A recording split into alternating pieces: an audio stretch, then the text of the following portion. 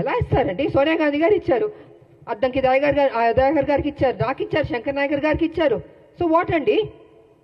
కష్టపడ్డా అనుకుంటాం, కష్టపడ్డాం, ఆస్తులు అమ్మాం, తెలంగాణను కాపాడాం, ప్రతి నిమిషం కాపలా కుక్కలా మేము కాపాడుతున్నామండి. కానీ మీరేం చేస్తున్నారు? 10 సంవత్సరాలు మీరు అధికారంలో ఉండి కేసీఆర్ గారు దోచుకోలేదా తెలంగాణ మొత్తం సొమ్ముని? ఇవాళ మీరు దోచుకోబట్టే కదా ఈ పరిస్థితి వచ్చింది. అది విడిచిపెట్టి కాంగ్రెస్ మీద నిందలేయడం, ఆయన చేసిన తప్పులు చెప్పడు, 7 లక్షల కోట్లు ఎలా తిన్నాడో అని ఖర్చు అయిందో చెప్పడు, ఎలా అప్పయింది చెప్పండి. నేను కూడా నా పార్టీ నేను అడుగుతున్నాను, సీరియస్గా తీసుకోవాలి సార్, మనం విడిచిపెట్టకూడదు. దీన్ని ఎంత దూరం వరకు తీసుకెళ్ళా? 7 లక్షల కోట్ల అప్పు ఎలాగైంది చెప్పమనండి. దాట వేయడం కాదు, నా మనిషిని మాత్రం విడిచిపెట్టకూడదు.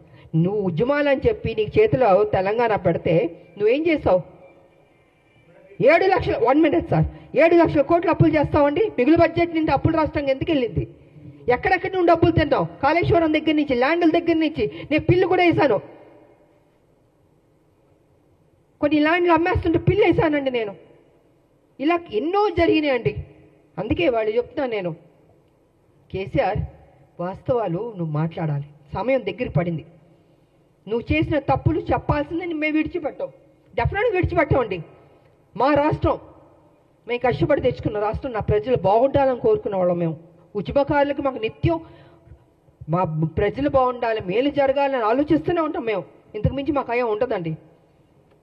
కాబట్టి నా పార్టీని రిక్వెస్ట్ చేసేది ఏంటంటే విడిచిపెట్టకూడదు సార్. మనం ఎట్టి పరిస్థితుల్లో కేసీఆర్ చేసిన అప్పును మొత్తం ఒక్కొక్కటిగా బయట పెట్టాలి. ఏదో నామకే వాస్తే మనం మాట్లాడడం లేదా వదిలేయడం కాదు, తవ్వాలి, బయటికి తీయాలి వాస్తవాన్ని. ఇది నేను ఈ సందర్భంగా తెలియజేసుకుంటూ